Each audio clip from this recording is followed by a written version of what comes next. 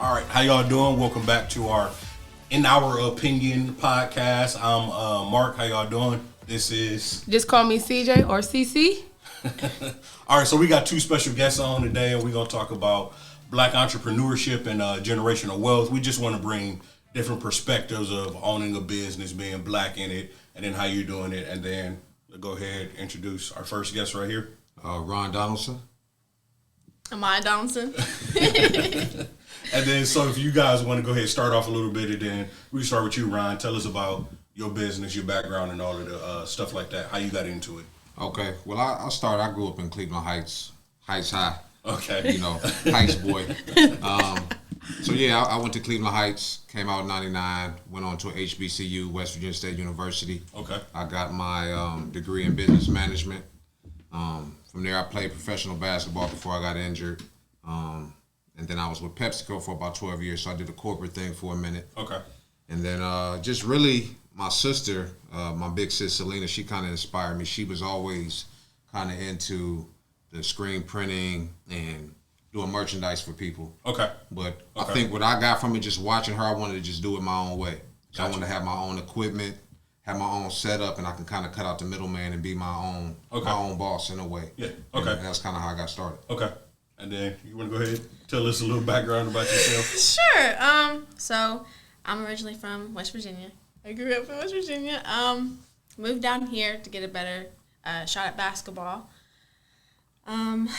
Also grew up around with Auntie Selena. She definitely, I grew up around her a lot, or I was with her a lot whenever she was doing her merchandise and stuff like that. So definitely got a good view with that at an early age. And then obviously now with my dad, he kind of in a way got me to really take it more seriously and actually see that, because knowing that I can draw and stuff like that, or just have a talent with that, he was saying I could definitely start a business with it, and we just went from there. Okay. So Ron, you're a business owner, right? Yes. So tell me, just a little bit more about your business. So you said you screen print. So tell me what your business name is. Where it can be located. What kind of merch do you do? Okay, so the name of the business is called Be Great Athletics and Prints. I'm located at 5813 Mayfield Road. I just moved to a new location. So I do screen printing, embroidery. I do signs, banners, custom uniforms. I do a little bit of everything. So pretty much whatever your business needs, I can provide. Okay. Yeah. So how did you when you first started off, right? So you have a degree, yes, right? And then you were you've been in corporate for 12 years. Mm-hmm. What was your thoughts? Did you hate corporate, or you just was I need something bigger? Absolutely, I hated corporate America. Okay. See, when I was in DC for 10 of those years. All right. With PepsiCo, and it was Black ownership, or Black leadership, I should say. So we took care of each other with promotions, just information. Mm-hmm. We just looked out for each other because it's dominated by, by whites. It's just what it is. Yeah. So it was just like a small community. We made sure we took care of each other. But eventually, if you wanted to grow and make more money, you got promoted, you had to go somewhere else. Cleveland came up, and I took advantage of it, but it wasn't Black leadership. It was completely different. Okay. And just the way you talk to and treat it was just I'm better than this. I got a family. I got to go home to and look in the face and tell them how to conduct themselves and kind of hold themselves to a certain standard. And I had to do the same. So I said, I'm just going to start my own business with a lot of, I don't want to keep saying white folks, but what a lot of people do that have privy to the information, they take some money out of their 401k and they start their own business. Okay. And never look back. And that's kind of what I did. I used some of the money that I earned over my career with PepsiCo and started my own business. Wow. And I was able to do that. Okay. Okay, so let me ask you, from your corporate job, did you take anything that you learned and then try to apply it to your business, but then tweak it so that it fits you better than how it did, let's say, in the company? Absolutely. I've learned so much. PepsiCo is an excellent company. Okay. They teach you so much, and sales is everything we do. Even if you're not a salesperson, you have to sell yourself. Yeah. So you're selling something. So I learned so much about sales with all the trainings and things. I mean, you figure I started from the bottom too, all the way up to a market development manager. So I do a lot of cold calling. So I'm not afraid to go talk to people about my business or myself. I'm comfortable in that space now. But that corporate experience definitely allowed me to kind of go out and make a way for myself. Okay.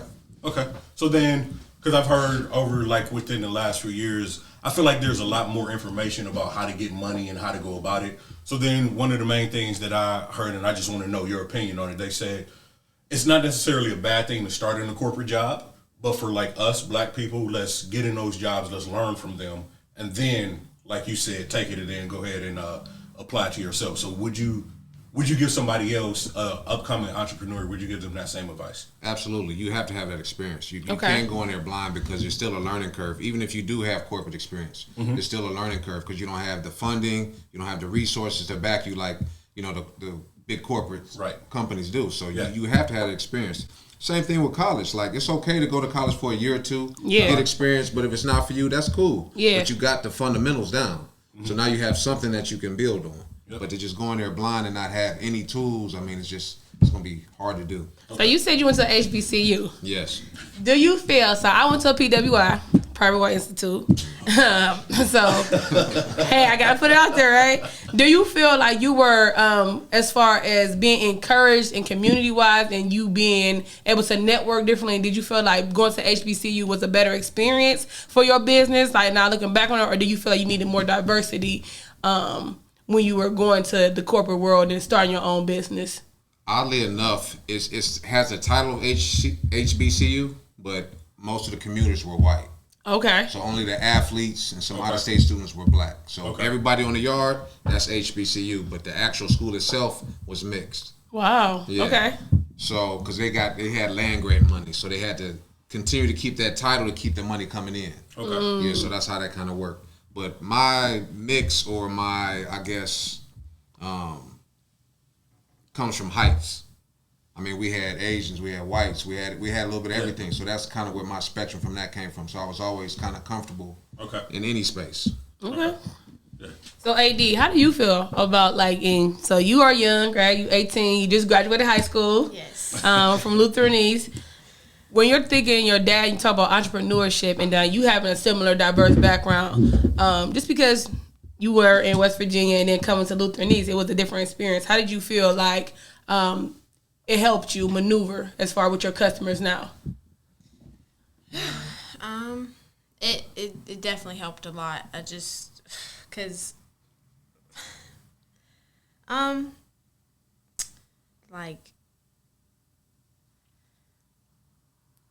sorry. It's okay. Take your time. Just like the different environments was just like completely different, because here people are just like more like upfront with you, and like it's just like it was just completely different. And I definitely feel like it definitely it just helps me to like be comfortable with certain customers, and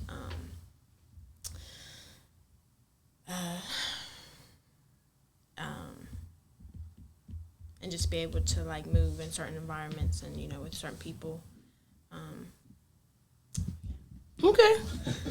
All right, so we've been real formal. So let's just get down to the nitty gritty. Let's just get to it. So, do you feel like people expect discounts because you got a black business? Like, do you feel like black people are like, oh man, you black on, I need a discount? Because I know sometimes I hear that now. Like, just because we're black, that means you trying to discount something, or they like, oh, well, let me just get this for a different price. How do you hold your value to your standard with still being very customer service friendly? Right. I mean, it's disrespect. Yeah, okay. It's disrespect, flat out. I mean, they expect you to just do everything for free. Oh, I'm helping you out. No, you're not helping me. I'm providing you with a service. So exactly. You should pay me for the service that I'm providing. So it's just your quality of work has to be elite, because I try to use an example. You go to McDonald's pretty much all the time, right? They mess up the order all the time. But you still go back. A black business owner mess up your order one time, they're not coming back. Oh, they terrible. That's why I mess with black businesses. Yada, yada, yada. That's the stigma you got to get. So what I try to do is make sure that my customer service is A1. I over-deliver. I deliver early. And, I'm still small enough where I can go deliver to the customer. Yeah. I'll go deliver stuff. But you got to do things that's going to kind of separate you, but you got to hold your standard. Otherwise, people are going to take advantage of you. Right. So your price is your price. You don't like it? Hey, that's cool. I might be too expensive for you. So you go there with your shirt, your stuff peeling off. You know what I mean? If you want the real stuff, come back to me. I'll take care of you. Right. You know what I mean? Mm-hmm. Right. So when we talk about that too, all money is not good money. Not at all. So, me and Marquise had some conversations about some different things, and I was just speaking of like how I was in a corporate job, and I was making a lot of money, but I hated it. Like, it was horrible. I was being treated like horribly to the point that I was filing grievances and things like that. And I took the job because I'm like, I wanted some more money. Like, I wanted more money. I felt like it was more financially better for me at the time. But just being in that space made me feel drained. I felt like, oh my God, this environment is so toxic. And I end up getting a different job in the job I am now. But how do you like go about that, knowing like what customers you like, hey, I just can't provide this because the disrespect is too much no matter how much the money is?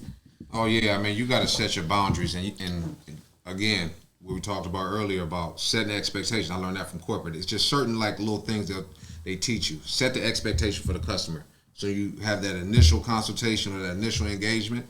What you say is like, listen, this is the price point. This is what I can do. This is what I can't do. When they start talking kind of out of pocket or, hey, you know, trying to like throw money in your face, oh, I need you to try to rush the order if I give you extra money. I can't do it. And what I learned is when I first started, a lot of these companies, I would call and say, hey, can you meet this deadline? You know, I know it's a little short notice. They say no. Yeah. And what I learned over time, I used to be saying, oh, yes to everybody because I want to get that money and I want to, you know, get my name out there. But it was all the stress was on me. They sitting at home chilling, watching Netflix. Right. You know what I mean? All the pressure on me. If I mess up, then I can't meet the deadline, then I'm getting cussed out. Or they like, oh, this why we don't bang with you.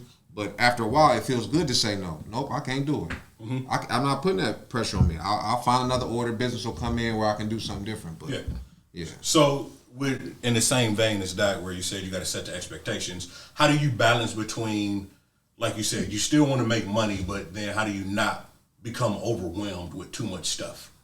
Oh, you have to have a schedule. I mean, I got a dry erasure board in my office. I notate everything. I have to stay on point because you have deadlines to meet. Yeah. And the quicker you can knock out those deadlines, the more relief that you get and the more orders you can bring in after that. Because if you wait to the last minute, you got to give yourself room for error. You just have to. Right. You got to give yourself a little cushion because things are gonna happen. The little spot gets on the shirt, and I'm real, specific. If it's a little spot and I can't get that to a customer, I gotta order, make sure it's right. You know what I mean? Because I want it to look like it's coming from the mall. You know what I mean? I want it to be special. Yeah, absolutely. So then, AD, for you, let's kind of.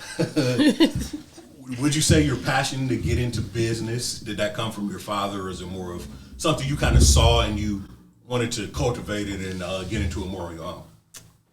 I would definitely say my father. He definitely sparked an interest for me with it because at first I didn't really know if my potential in it. But then obviously after seeing that people do want some stuff, like I was like, okay, like I can see myself doing this, and it was cool to know that I can become my own boss and make my own money and make good money at that. So, right. So how long have you been doing it?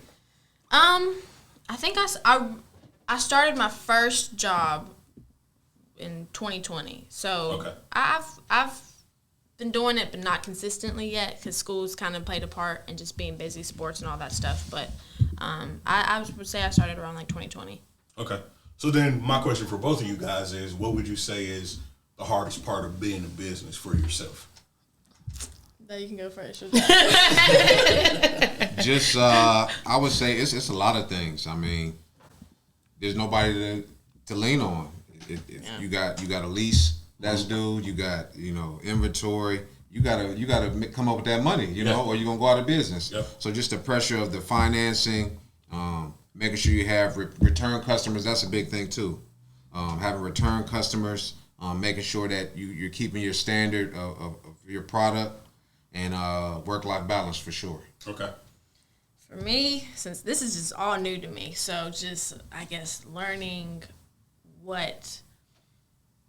how to kind of just organize everything and be able to manage my time wisely and, be able to, talk to the customer, communicate with them, and just really just learning everything. Because, this is, like I said, this is just new to me. It's a new experience. I enjoy it, but I definitely got to, figure out, get some more experience under my belt so I can run my business well. So. Okay. I would say also, how did you get through COVID? So I know that business wise, just any business, not just black businesses. Like COVID took a large hit on different businesses. But like I see your stuff all the time. Like before I even knew you, I was like, oh, who did that? And they were like kind of saying that different like sports places, different teams, different restaurants and lounges that they had your business before I even seen the man behind the business. Right. So how did you survive through COVID? Like what did you do? What did you not do? Did you have some bumps? Oh, absolutely. I mean, when you a business owner, you have a lot of what do you want to call that? Just a lot of self-reflection where you're looking in the mirror, come to Jesus moments, whatever you want to call it, where you're like, man, do I really want to do this? There's been plenty of days I'm like, man, I want to shut the doors down. It's just too much. I'm burnt out doing it. Yeah. But that's part of the grind. You know, that's part of it, the adversity. Can you overcome those moments? And honestly, COVID, as horrific as it was actually great for my business. Okay. Because I was on the verge. I was going to sell it to somebody. Okay. But they didn't follow through, and family and friends was like, man, just keep it. Just see it through. And I did, and then it kind of just took off from there because I don't want to say it was COVID-proof, but people surprisingly still needed stuff. Yeah. And, I mean, I was able to provide it for them. And then, you know, you had some support from the government, all those different things that were out there, so that kind of helped too. And I was able to flourish during COVID. Yeah. So you were a vendor for All-Star Weekend in Cleveland. Yes. How was that experience, being a vendor like for something so big? I just looked at something. They said that All-Star Weekend provided like $3.6 million to Cleveland for our businesses. Like, how did that impact you? How was it? Just to be a part of it, you know, was an amazing experience. Just to, you know, they send you this toolkit with, you know, the banners, cards, masks, all these different things. So it's just kind of cool to be a part of it. But I think what a lot of small businesses and black businesses don't know, it's so much stuff out here. You just have to apply for it. All I had to do, they sent the information. If you were in Cleveland, you had a business, just submit it and apply for it, and you would get it. There's a lot of people I know that got it. Oh. It's just a matter of just doing it. You know what I mean? Yeah. Yep. Did you feel like because you already knew stuff, like you had those resources, it was easier for you, or it was just like before that, you heard about it and you just did it? I heard about it, but again, I've been in this game for going on 6 years now, so I do have a lot of experience.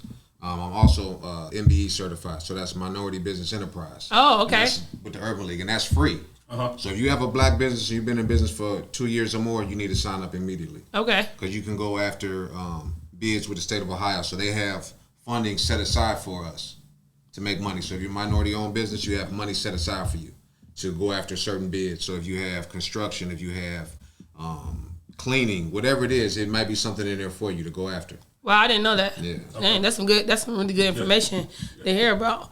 How do you balance? So Coach Ryan is not only a business owner, he also does behavioral therapy and intervention with students. He was a long-term sub gym teacher. He is a coach at Luther Nice as well. We coach together. How do you balance, you know, being a business owner doing this, like being a dad, you have 3 kids. How do you balance that? Being, you know, a fiance, how does that happen? You make sacrifices. Okay. And the main sacrifice is yourself, honestly. Mm-hmm. I mean, you got to be willing to do for other people. And you pretty much get the last slice of whatever it is at the end of the day, whether it's food, whether it's your personal time, whatever it is. I mean, you pretty much the last to eat or get what you're looking for. So, I mean, it's cool. I mean, I got 2 kids going to college. I got a little Ronnie. I mean, he's flourishing. You know, shout out to little Ronnie, man. Shout out to little Ronnie. Shout out to little Ronnie, man. I love him.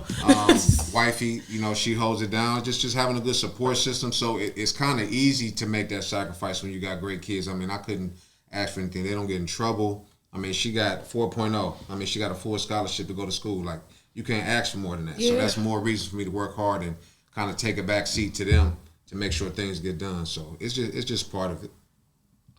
When you see your dad hustling like that, do that like make you like, I gotta grind? And like coaching and like being your coach and like coaching with him, like I've seen it. Like the expectations, it's like it's not unrealistic, but he holds you to a high standard. Do you feel like, hey, like when you see him doing that, it makes you work harder? Or is it like, Dad, chill out?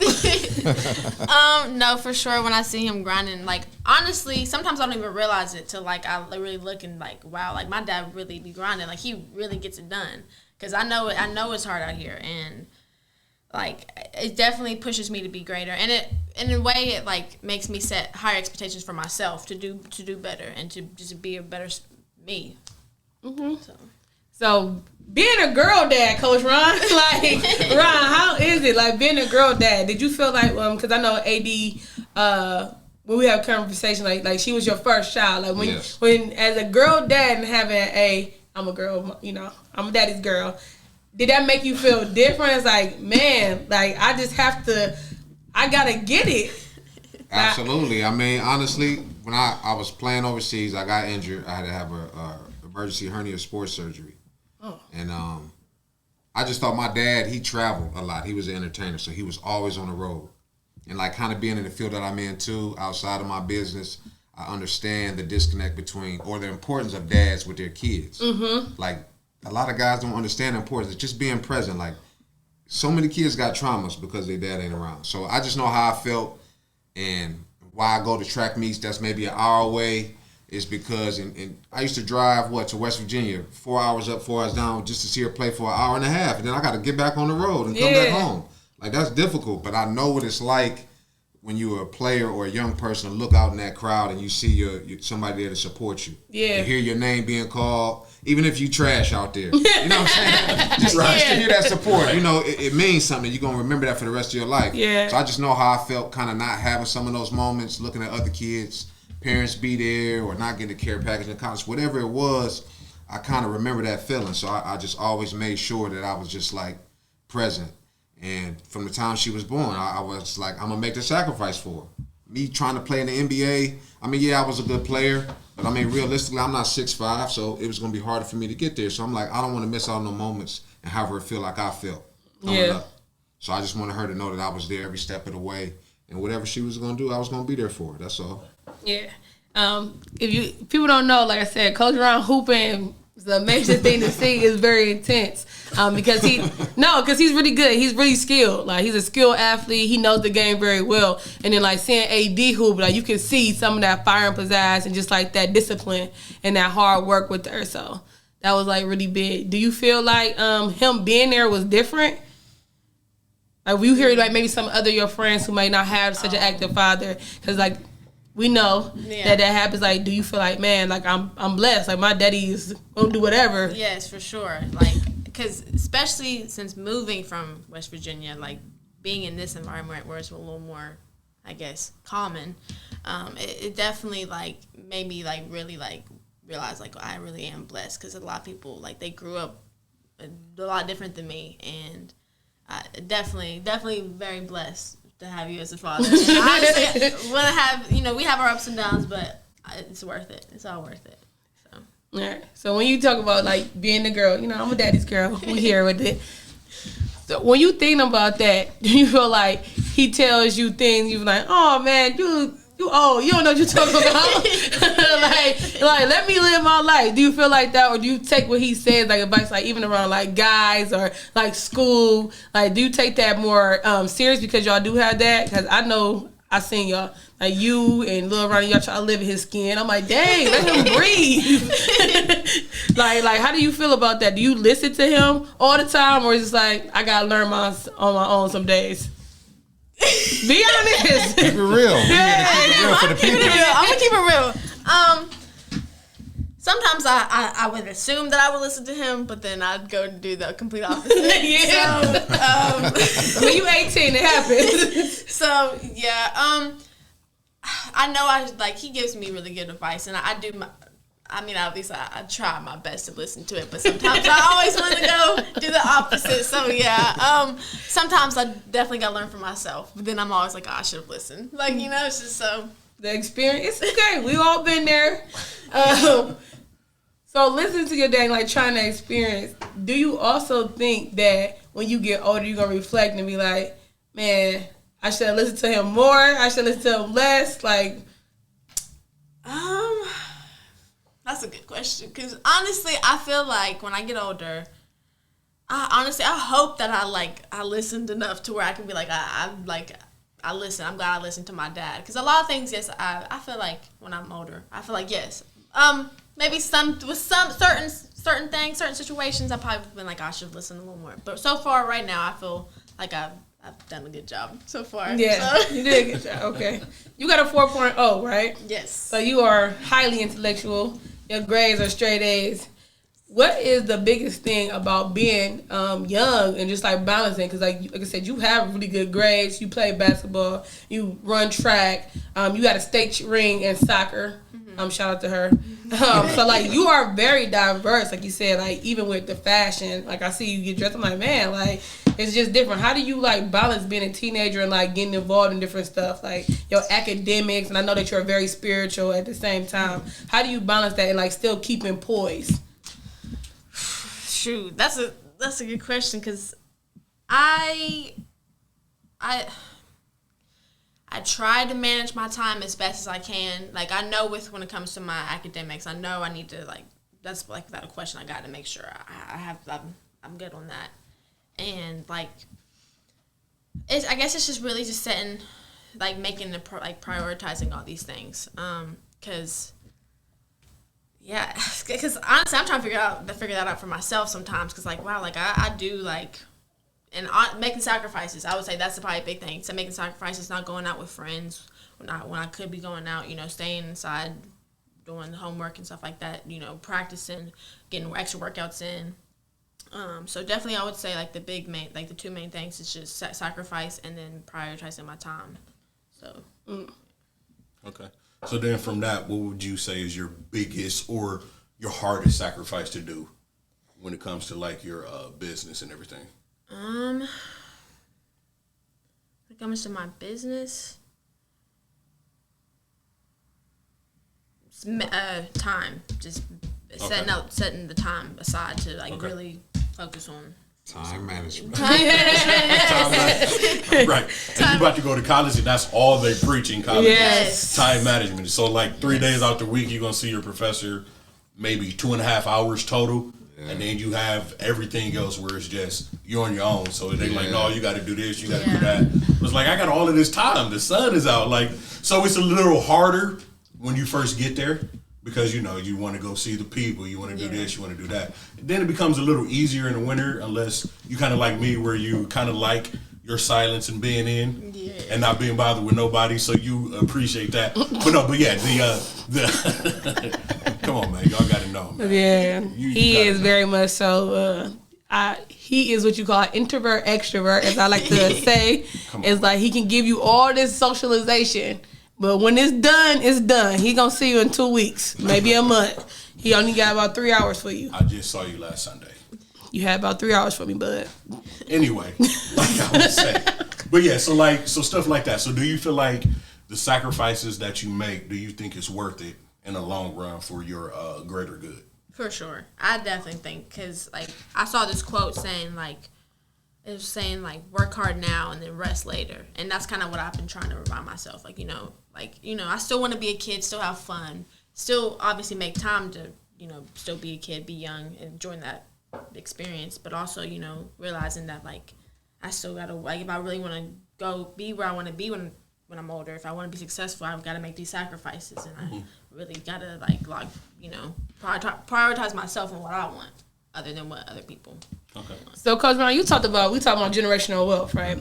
And you were like on her about scholarships, like making sure when she goes to school that these things are paid for. She just don't end up with debt. And we had talked about like last season about black parents even like kicking their kids out at 18. Right. And like being unrealistic, like this child has literally been taken care of for 18 years and now all of a sudden it's like, oh, get out. And we see in other cultures like, white, Asian, Jewish, all those other cultures, Hispanic, that they don't do that. They let their kids, like when they get done graduating college, like stay at home and get themselves together, stack their money out so they don't go right into debt. And for like other cultures, when they come over to America, it's like, not to be funny, like 25 of them living yeah, absolutely. Yeah. 25 of them, and they legit build up money, and then they own the stores that we go to that's in our neighborhoods. Yeah.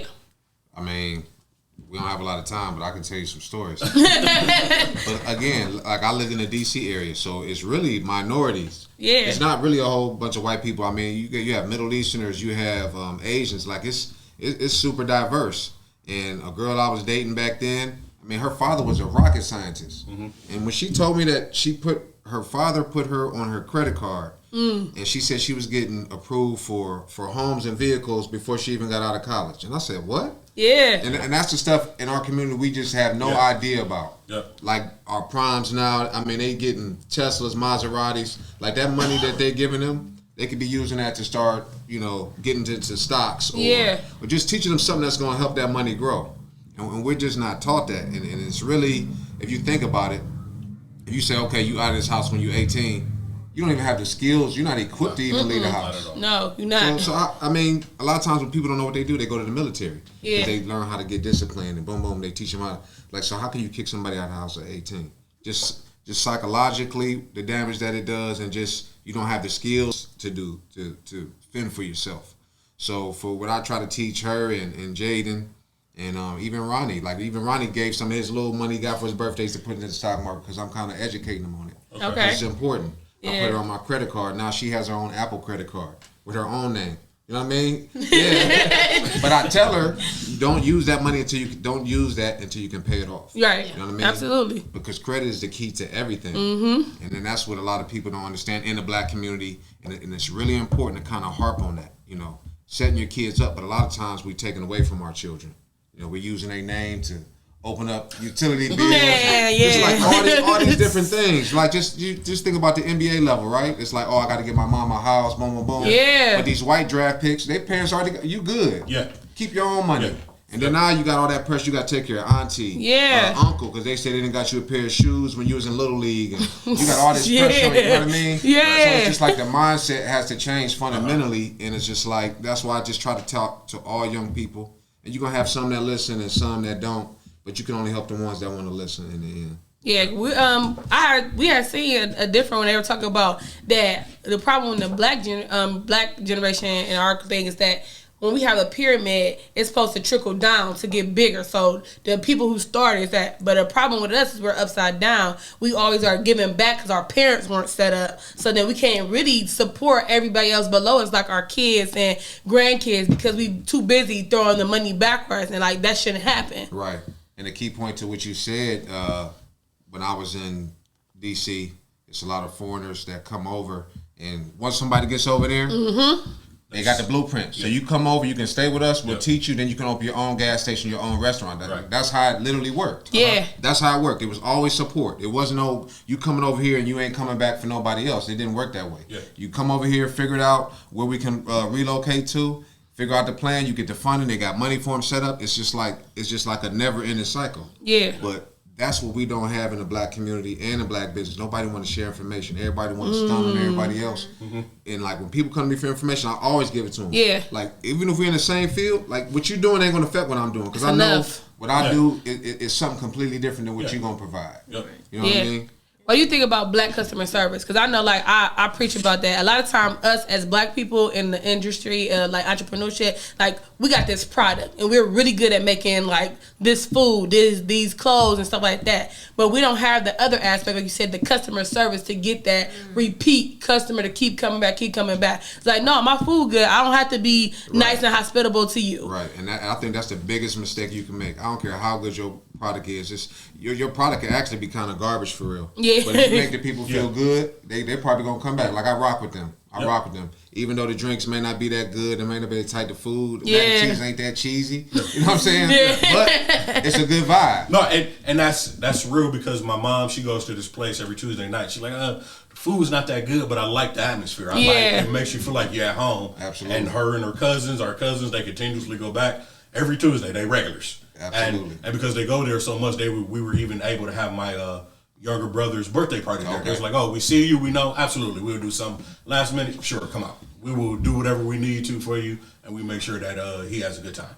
I think that I went to, I'm not a big on designer stuff. Like every now and then I like to have something. We all do, right? Yeah. But I think I was looking for a wifey for something at Louis Vuitton, and I'll never forget how the black dude in there made me feel. Okay. I'm like, bruh, like you don't own Louis Vuitton. You got all these slacks in this blazer. Like, you getting probably $20 an hour or something, man. You acting like, you own the company. Yeah, like man. you CEO. Yeah, and I was like, man, I'll never come back in here and give you my money. Yeah. So like I waited. I went to Layer today, and I spent like $200 in Layer. You know, it's a black-owned business from Cleveland. Boom, boom, boom. Like I'm like really big on black everything. Even this hat I got on. Yeah. I went into Lids and I was looking and I was like, "Is this Negro Leagues?" He said, "Yeah." And I said, "From Cleveland?" Because I don't know if y'all have. I've never heard of Cleveland having a Negro League team. Yeah. And it was 11 Negro League teams in Cleveland. I didn't know that. They didn't survive because of financing. Yeah. Okay. But this one here, the Cleveland Buckeyes, I mean, this is the team that won the championship and everything. Yep. So it's just like wow, like all these different things. Man, I'm like kind of learning so much about my blackness. And I'm always supporting black business because I know how difficult it is. And it's really important for us to support each other. And if you think about it, what if we all did a flash mob, right? Whatever that business is, we say, hey, we're going to go spend bread with them. We're just going to break bread with them, put an influx of money into their business. Like, that's game changing. Yeah. Because sometimes you might have a short month. But what if you got everybody come to, what's the name of the place? You at? Pen and Feathers. What if 100 people came in there and just did business? Everybody got something versus saying, oh, that's too high. Right. Or I don't want to spend blah, blah, blah, whatever the excuse is. Just go break bread. And we do that once a month at different businesses. Yeah. That changes everything. Sure, we better start a black business coalition right here. And I think that'll work because I think the one thing that we don't see, so I'm a fan of a lot of the old mafia movies. Yes. But their model is something that black people need to really get. Because I look at it for myself, because I'm like, I've always wanted to own multiple businesses and then, you know, put my family members in position to do it. So I'm like, oh, okay. You like to cook, we could do this. You like to do this, let's do that, let's do this, and do that type of thing. But the hard thing is that everybody doesn't see the vision. Yes. They don't see the vision. They don't. Like this one here. I mean, like she being humble, but she's like really elite at graphic design. No, for real. So I say, no, you gonna work for my company. Yeah. You know what I mean? But a lot of times, realistically, they don't understand the value in it because it is grunt work. So when I say I gotta go to the office, they trying to go the opposite way. They're like, oh, I need to get dropped off. I ain't trying to come here with you. Right. Like, no, not at all. But they don't understand the value in working for yourself. That's what I said. With a graphic design, she can make, let's say, $150 for one design, right? So you make $150. If you go to Cane's or whoever making $50, you got to work 10 hours to get that money. Yeah. Right? Versus an hour or two. Yeah. In your pajamas at the crib, like I mean, like that don't even make sense to me. Explain to me why you want to go serve ice cream or whatever. Just like that don't even make sense to me. That's what I'm saying. Fundamentally, the mindset has to change. Yeah. But we so conditioned to think a certain way, we don't know any better. But I'm trying to change that, at least in my household and anybody that kind of interact with me. Because I'm trying to be better, and I want people around me that's going to push me and elevate me to the next level. So. Yeah, so even just like building that community network, and I that's when Marquise, when we said, he was like, we need a logo. I'm like, I'm going to go through her. I'm going to go through one of my players. Like, she's young, you know what I'm saying? She's black, she's talented. Like, why not go through her? Why not go through a person that I know? And like, we like her design. We can't wait to see the finished product. So yeah, like that's amazing. So another thing is like black people with health. I know we like touching different stuff. No, let's just do so it. me and him been talking like I done gave up dairy. It's been a strong, long 10 days. I'm stressed out. Right. Like, how do you feel about even like with us pushing like what we know like in our body? Because black people's bodies are different. Like the digestive system different. A lot of people don't know that black people are lactose intolerant. Like people are like, oh, I didn't know my stomach's hurt. Yeah, we're lactose intolerant. 85% of us are because we weren't consuming that. And even when we came to that and where our food process here, that was one of those things that our bodies just don't. We do not digest dairy well. Right. I think we both in CMSD school system. Oh yeah. That's all they serve them is chocolate milk in the morning. Cafeteria, they don't even offer them water. Right. Yeah. So that's fundamentally you see the damage that's being done. Yeah. And I think the education on health is key. I think the reason what kind of changed me, I watched what was the movies in Florida? What the Health? What the Health? Oh yeah. That changed everything. Like that changed my whole diet, my whole thought process. My father always been an OG when it comes to we got propylene glycol. We got hot foods. He breaking stuff down. It's crazy. Yeah. Just like she said, like I'm giving her jewels, but she ain't really receiving it, and I did him the same way. But now that I'm older, I'm like, man, he was really giving game. My father almost 80 years old. No prescription drugs, nothing. Wow. Healthy as ever. Yep. You know what I mean? And it's value in that. And I think they say, oh, diabetes is hereditary and stuff. Me personally, I don't think it is. If you have a history of eating macaroni and cheese, ham hocks and all that stuff. that follow you as you get older, right? Yeah. So that's just part of your culture. Yeah. That ain't necessarily a hereditary thing. Yeah. So if you were raised to eat carrots, veggies, spinach, and all that stuff, that's gonna follow you. There's no way you're gonna have the same health problems. Mm-hmm. So it's just a mind state and how you are conditioned. That's all it is. Yeah, my stepmom, what I used to call her, my bonus mom, she always like tells everybody, she's like, I never met a kid until she like started dating my dad when she like started dating him when I was like younger, and I like vegetables. And she is like, what? Like, this kid wants to eat. I'm like, nah, I'm not into all that. Like, give me some broccoli. I'm not into all that. Right. She was like, that changed her mindset even as a parent. So as a parent, when you have a kid who is like different, I know like Maya, she is different. I ain't gonna say different than Daisy, but of course not. But like, how does that as a parent, you like accept your kid like and get into what they're getting into, like some parenting advice? Because like I said, Maya, when I'm talking to her, she's saying this, like she told me about what was the thing we're talking about on the bus with the designs and like people like with the monkey. It's like a big thing. The NFT? Yes. Oh, yeah. Like she was teaching me about that. I'm like, what are you talking about? Like, right. And then she was looking at me. I was like, hey, I don't know what that means. Can you explain that? I don't know. It's like, how do you like accept that as a parent? Like that maybe somebody like your kid is into something that you're not into, especially as a black parent. I think the most important thing. I'm not the greatest parent. I think I'm a great parent. I'll take that back. You are. I think I'm a great parent, but I'm trying to stay humble with the way I present it to the world. I just knew how I grew up and the things that I wanted to do and say. I just kept it real. Like, look, I want you to be able to come and talk to me about anything. Okay. Because I think with a lot of times we want our kids to be what we weren't able to be or what we want them to be. And that's not fair to them because we all different. Like you said, you might be introverted. Like I'm a chop it up with some people. Then I need my own time. I'm good. I'm good for that. So we can't force you to be, out here, promoting and doing all this stuff if that's not what you are. Because ultimately, if you're not comfortable doing that, you're not going to be happy. What is it? The Maslow's hierarchy. Yes. Like that's like a real thing. Yeah. And I'm learning more about the mental health part of it. I'm kind of like getting all over the place, but it's just it's like mental health is like so important with your children. You see, like it's becoming a trend with suicide and all these things with kids, and it's really not good. So for me, I think I want them to be able to talk to me about anything. Whatever you want to be, okay. If you want to be a gymnast, if you want to be a skateboarder, I'm cool with that. You don't have to be a basketball player like I was. Because honestly, I had some depression when I was done playing because I didn't know who I was after. Man, that's real. Like that's I real. don't know what to do with myself. Like I don't have no diverse. I'm not a piano player. Oh, that's real. What I mean? So yes. I'm kind of lost. Yeah. So I always want her to be well diverse. She got a well diverse group of friends. Yes. She's a little different in her style of dress, and that's cool. Like I'm learning. I used to call people weird, but it's really not weird. You in your own way. Yeah. You know what I mean? So I'll let you be who you are, and that's cool. I mean, you gotta let people be who they are, because when you try to condition them to be something else, first of all, you're putting pressure on them.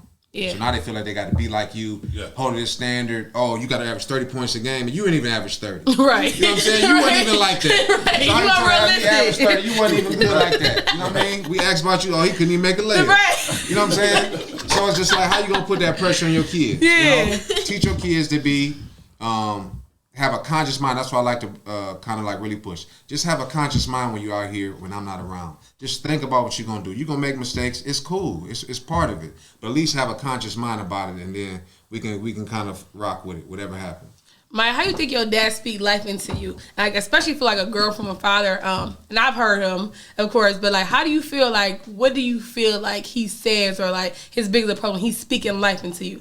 Like when you had a hard game and you just like, I had a donut or whatever like that. Yeah, I'm only sorry. I'm only using that example because that's just something I know that we have all talked about.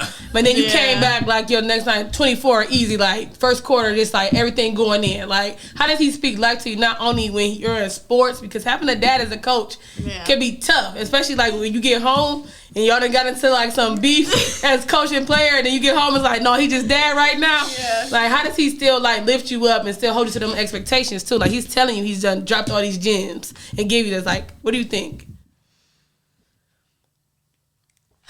So, like, I'm trying to just like. Let me help you out just a little bit. Just talk. Just Yeah. talk. Just chopping it up. Yeah. This ain't for like, ABC, Sports Center. Just talk free. Just like we having a regular conversation. Okay. That's all you gotta do. Just talk. So repeat the question. So how did your dad speak life into you? Like, how does he, like, in different, like, aspects about different things? Like, how did he speak life into you?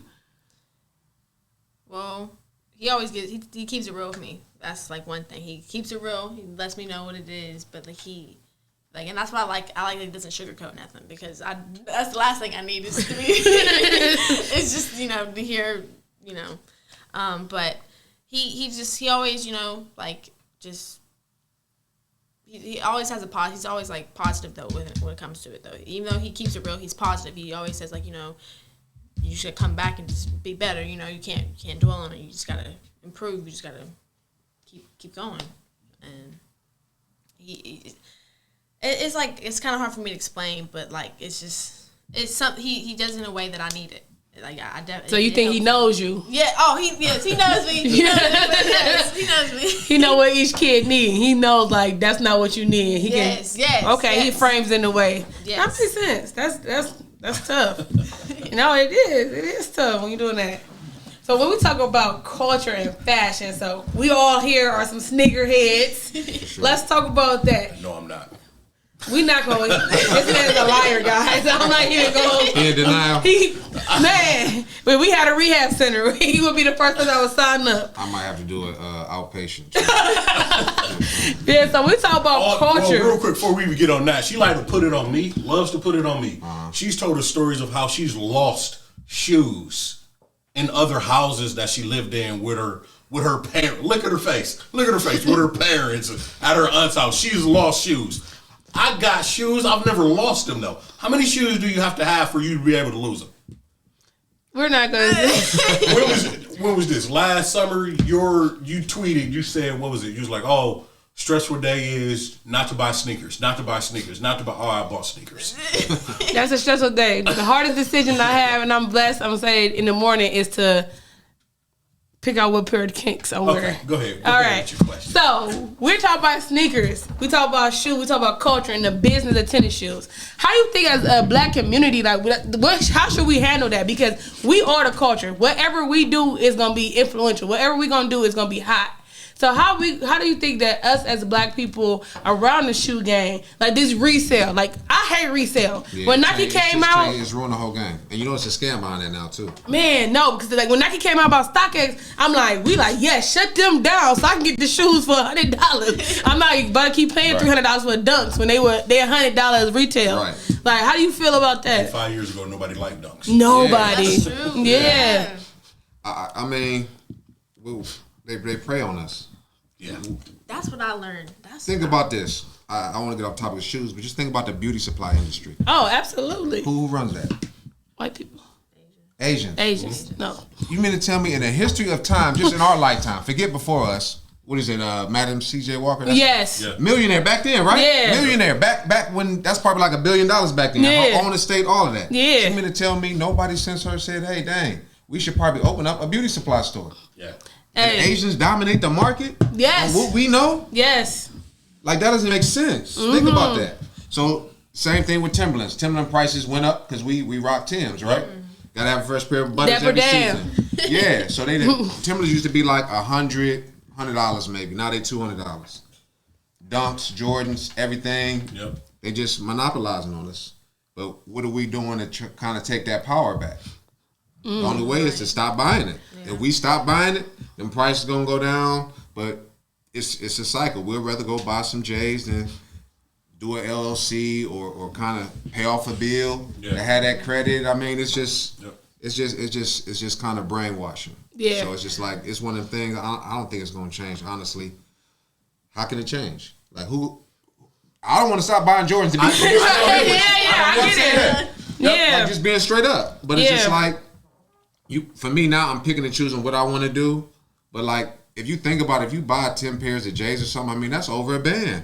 Yeah. And that can put you in a tight spot trying to hang with the trends. You know what I'm saying? Yep. Yeah. Or you put on the credit card, now your credit card tight. And you get a flat tire, now you can't pay for that flat tire because you got the fresh J's. So, or the Yeezys. You know what I mean? Yeah, or the Yeezys or whatever it is. So it's just like I was telling her the other day about packing a lunch. Yep. Mm-hmm. Like, we used to laugh at the people that had carrot sticks and all. Yeah. peanut butter and jelly sandwiches. We coming with gummies and all this other stuff. Hot Cheetos. Yes. Yep. They saving money, and we just blowing money. So it's just same thing with these corner stores. We go to a corner store here in a urban area. It's Takis. I was disappointed. Cleveland Heights CVS had beer on the end cap. And I was like, it's like unacceptable. You know what I'm saying? And the CVS, just Cleveland Heights. Why we got that? United Dairy Farmers used to be a good place to go to the corner store. Now it's Uptown Mart. They selling blunts or synthetic weed and corned beef sandwiches, like all the stuff you kind of see down the way. But it's just like, who in the community is doing something about it? Because I think that stuff does come up in community meetings for board meetings and stuff if they're going to vote and allow it. Yeah. So where are we when it comes to these things in our community? Like, even if you're in the hood, if you go to your community meetings and do something, say something about it, something can change. Yeah. But if nobody going, it's just whatever. We're going to do whatever they allow us. Trash all in the yard, nobody picking up trash or whatever it is. So it's just like we're allowing these things to happen in our own community. We're not doing anything about it. Why do you think that we do? Do you think that we don't have like a voice and we feel like we're not going to be heard if we do it, or we just don't know? Or we normalized it? Self-preservation. I'm only worried about what's going on in my household. I don't care about the next person. Yeah. But I genuinely care about y'all being successful. Because if we all rocking together, I got money in my pocket and y'all don't, y'all looking at me sideways. Right. What if we all got money in our pockets? Then it's a better kick it. Yeah. Then it's no jealousy. Then it's no going behind the back trying to rob somebody or kill somebody because they got more money than you. We all get money. Yeah. We all successful. We all happy. Ain't no reason for you to have envy for me if we both making money. Or you look fresh and I look fresh. You know what I'm saying? But if I'm tight and you kind of busted, you gonna be feeling some type of way. Oh, he getting all the attention, he getting all the women or whatever. You know what I mean? And I'm over here struggling. He ain't gave me no money, nothing. He know I'm struggling. I couldn't get a haircut. You know what I'm saying? $60 cuts. But that's why you see all these entourage guys. They trying to do anything they can. But look, I'm gonna show you. Look, I might help you, give you a couple dollars, but I'm gonna show you how to get to the money too, so you can maintain it. Like LeBron. You know what I mean? Like Bron. Bron put all his boys on. You got to bring people with you, or ultimately they're not gonna like you. People are already not gonna like you for whatever reason anyway. Right. But it's just one of them things. The key to success is information. Yeah, I feel like some people just aren't educated on a lot of stuff, and like in a way they also kind of choose to not be educated because they're like comfortable where they're at. Yeah. So. And like you said about pouring life, you gotta have people pour life into you. Like, I love what y'all doing. I want to see y'all be up there. Syndicated. You know what I'm saying? Like, why can't y'all be that? Like, I'm always a dreamer. Like, I'm always trying to push people to be. I want to strap whatever's inside of that body of yours. I'm trying to pull it out. Yeah. I want you to be whatever it is. Just like say, playing the women's league. Go out there, go drop 30. Yeah. You in there rocking with us anyway. You know what I'm saying? Like, go be great at whatever it is you're doing. And that's where like my company name came from. It started with me just challenging people each day. Like, what are you doing to be great today? Like, what are you doing? It don't got to be nothing crazy. If it's just you changing your diet, stop eating dairy. That's part of becoming great, right? Yeah. Maybe you talk to a couple more people. Maybe you don't stay at the crib as long. Yeah. And you go build some more relationships. Maybe that extra person you talk to, and that's what they just say in corporate, go out and make that extra sales call, because that might be the close. Because like for every 10 sales calls you make, you're supposed to close one. But that extra call or that extra handshake, you know how it is. We all been there. Yeah. You see somebody, you want to talk to them, be like, no, I'm gone. I'm going to keep moving. Right. But that person is probably the person you need to talk to.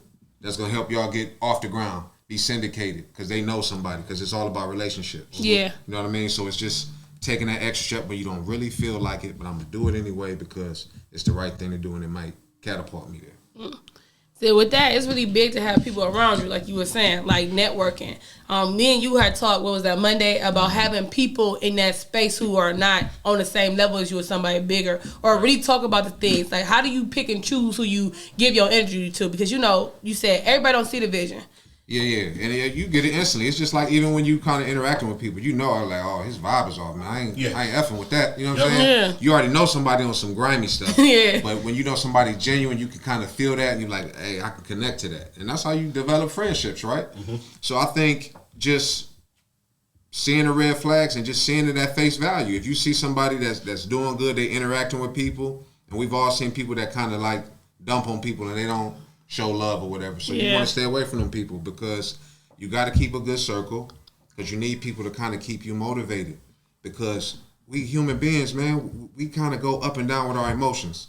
Like some days I don't want to do nothing. That's just flat out. Like I don't care. Like, but I got a responsibility to my family, my children, it's so many people that's dependent on me, but some days I just don't want to do nothing. Like, I don't want to be Superman. I don't want to be that guy. I want to be the fun guy. Yeah. But it's like, if you accustomed to being that, you go in the room like, damn, what's wrong with him? Oh, man, he tripping.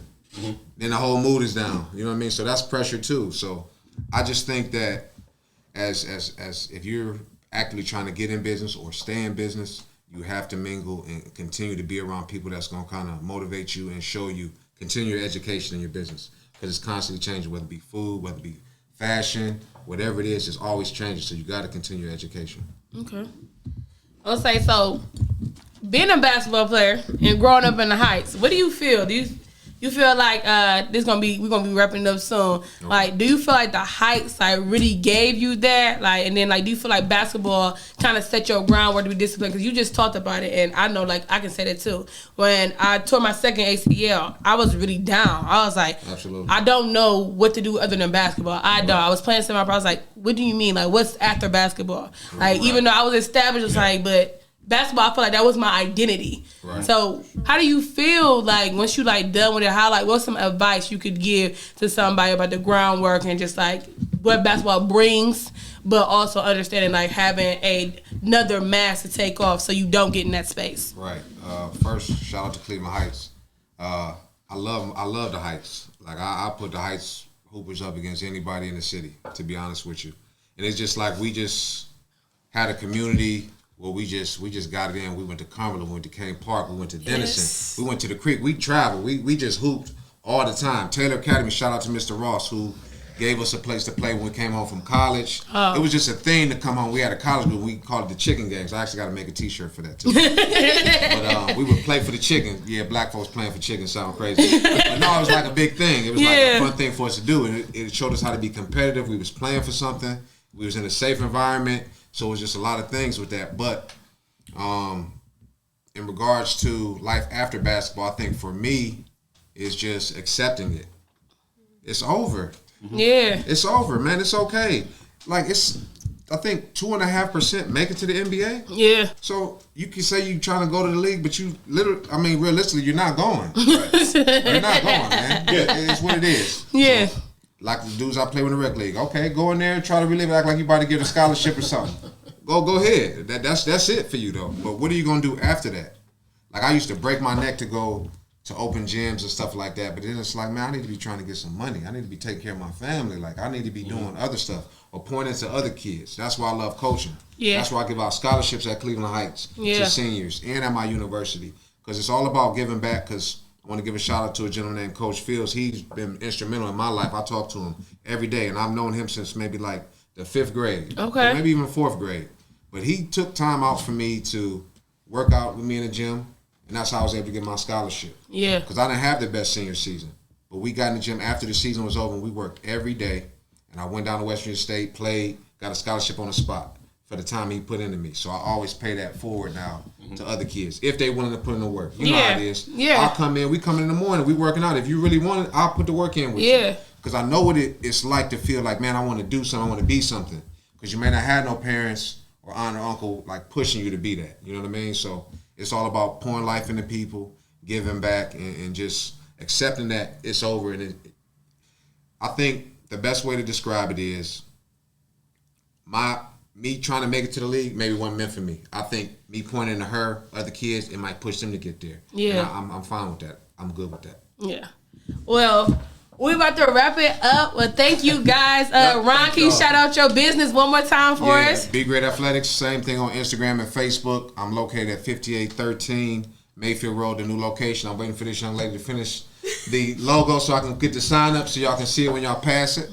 So, yes. Well, thank you for coming on our show. Thank you, AD. We hope you have an amazing college experience. We are one call away if you ever need us.